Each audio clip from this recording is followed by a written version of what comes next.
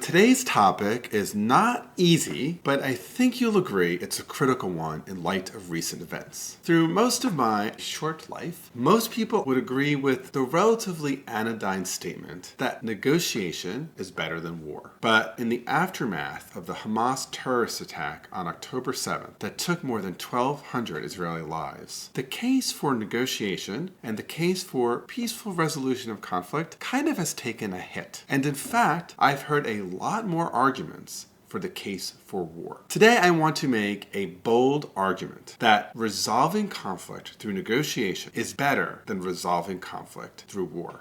When I say negotiation, I don't mean negotiation at all costs and with anybody, but I do mean to identify credible partners on the other side of a conflict with whom you could have serious conversations.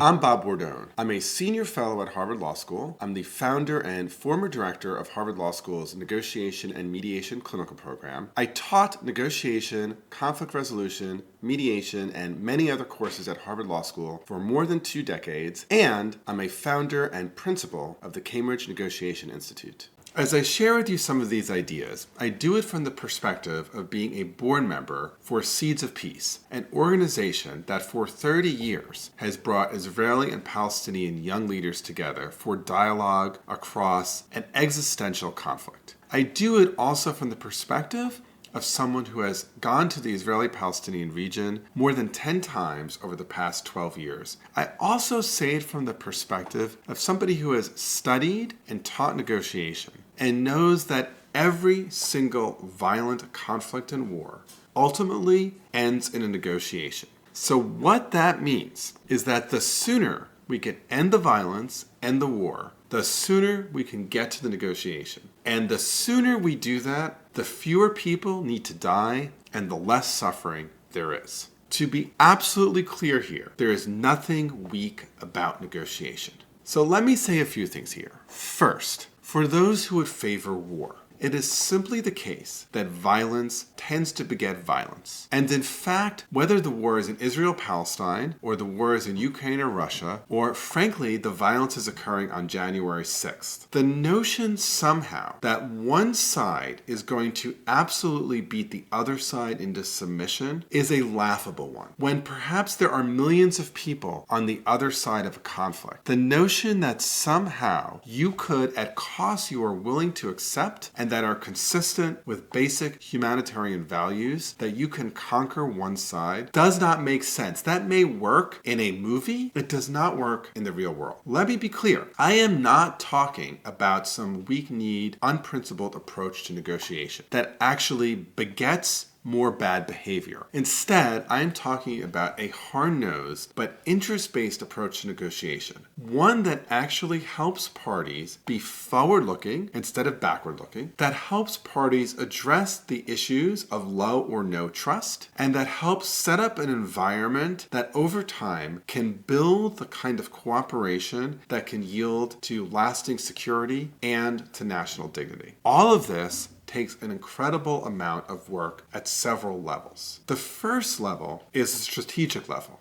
That is, how do we get the right players into the room? When I say right players, what do I mean? First, in situations where we are at the brink of violence or in violence, we actually need to bring people to the table who have some degree of credibility with both sides. Identifying who those parties may be can oftentimes be challenging. So in the current Israeli-Palestinian conflict, the United States is actually not one of those parties. And that's because for most people in that particular conflict, the United States only really has credibility with Israel. That is why Qatar has been playing such a powerful role in these particular negotiations, because they have some credibility with Israelis and, frankly, some credibility with Palestinians. But who else would be a right party? Another kind of right party is the kind of party who could provide the set of resources to implement and ensure that an agreement will hold. What might that look like? It could be in the form of military aid. It could be in in the form of security guarantees. It could be in the form of humanitarian aid. And that is the role that the United States can play. The United States, because of its role as a global superpower, can provide the kind of resources and credibility to help build some trust over time. Of course, you have to identify within the conflicting or potentially warring parties who are credible negotiation partners. Sometimes that can be incredibly challenging. But even when it's challenging, it's not impossible. Consider the Good Friday Accords that brought an end to the Troubles in Northern Ireland. Part of what made this work was identifying parties on both the Northern Ireland side and the Sinn Féin side that had enough credibility to bring vast majorities of their coalitions on board to a peacemaking solution. Another important piece is figuring out how to deal with extremists. Because whenever there's a move toward negotiated resolution, those extremists who would prefer no outcome are going to get more violent, are going to cause more trouble. And that means you have to find ways of, if you can't bring them on board, you have to find ways to make them irrelevant. The notion somehow that the only way we can have a durable and lasting peace is the elimination of all extremists will almost always assure that there will never be a durable and lasting peace. And that is because, regrettably, there will always be some extremists with us. The United States fought the Civil War more than 100 years ago, and yet there are still white supremacists in the United States. But the work that assures long-term security is to make sure white supremacists are seen and treated as extremists. The other important role for negotiators to play here is to create a glide path for those who may be identified as extremists to get on board the train toward a nonviolent resolution. So lastly, let me address those who would say, well, of course, Bob, this is going to end in a negotiation, but we're not ready for a negotiation yet. We won't be ready until fill in the blank. These people are defeated, the threat is gone, etc., etc. So here's what I know, right? Timing does matter in negotiations. That is absolutely true.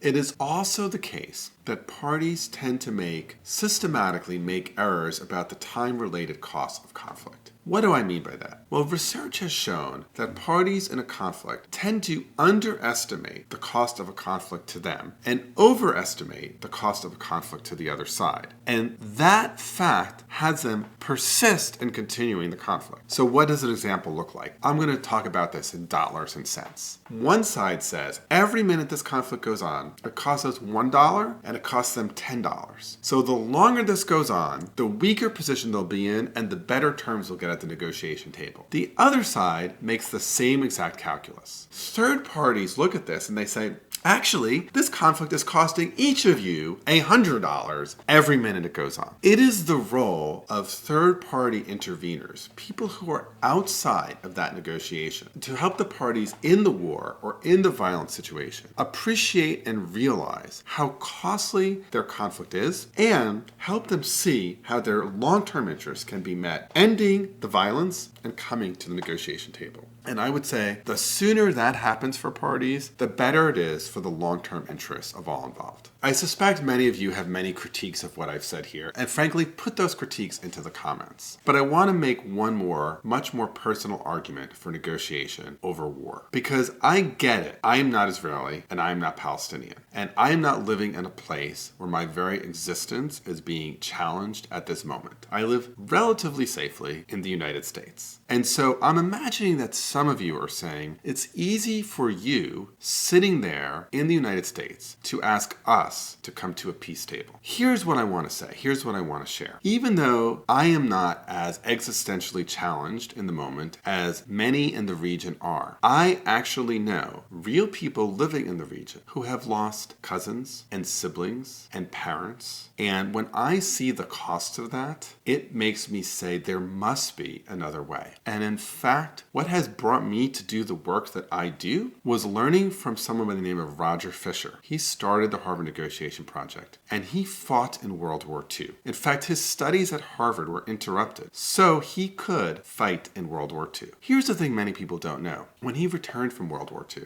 all of his roommates had died in the war. And it was that reality that made him commit to the nonviolent resolution of conflict. And in fact, one of the things that Roger said that I deeply believe is that all violent conflict ultimately is a failure of our empathy, a failure of our ability to put ourselves in the shoes of the person on the other side and appreciate what does the world look like to them. I want to submit to you that the hard work of the 21st century is not better technology for weapons. It is not better targeting devices. It is not more effective Geneva Accords. And in fact, is building the empathy to see the world from the perspective of the other side. And the only way we do that is through negotiation. The only way we do that is through the hard, uncomfortable, harrowing, and courageous work of sitting down with our perceived enemy. And that is something that I learned from my work in Seeds of Peace. I learned that from teenagers, and I learned that from old men who fought in World War II.